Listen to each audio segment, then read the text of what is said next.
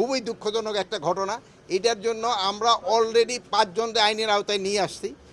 গতকালকে র্যাব 2 জন ধরছে, ইশারা 2 জন ধরছে, ডিএমপি 2 জন ধরছে, আজকে রাত্রে 1 জন ধরছে।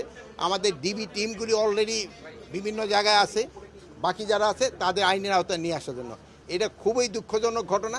এই জন্য আমি আপনাদেরও অনুরোধ করবো, এটা আপনাদেরও একটু সাহায্য সহযোগিতার দরকার। এটা জনগণের মাঝে একটু প্রচার করা। আমরা কিন্তু খুব একটা অসহিষ্ণু হয়ে গেছি। ছোটোখাটো যে কোনো একটা ঘটনা ঘটলেই আমরা ইসে যাই।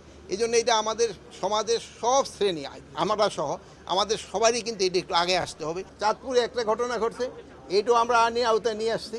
তারপরে আপনারা জানেন গতকালকে ওই বিমান যে কাঠমান্ডু যাইতেছিল, ওখানে একটা কিন্তু ঘটনা ঘটছে। ওখানে একটা যে টেলিফোন কইরা বলছে যে এটার ভিতরে বম্ব আছে, যে টেলিফোন করছে তারে কিন্তু আমরা ধরে ফেলছি, এবং তারে যে এই টেলিফোনটা করার সাহায্য করছে যে 2 জনে, তারও কিন্তু আমরা ধরে ফেলছি। যেগুলি হচ্ছে আমরা কিন্তু সাথে সাথেই কিন্তু অ্যাকশন নিচ্ছি। এখন যদি বলেন যে স্যার ওই যে টেলিফোন করার বন্ধ করলেন না কেন, এটা তো আমাদের কাছে সম্ভব। ওনার টেলিফোনটা তো আপনাকে হাতে, এখন তো আপনারা টেলিফোন তো করে ফেলছেন। আমরা টেলিফোন করার পরে আপনার এই যে একটা মিথ্যা সংবাদ দিয়েছেন, ওই সময় আমরা ব্যবস্থা নিতে পারি।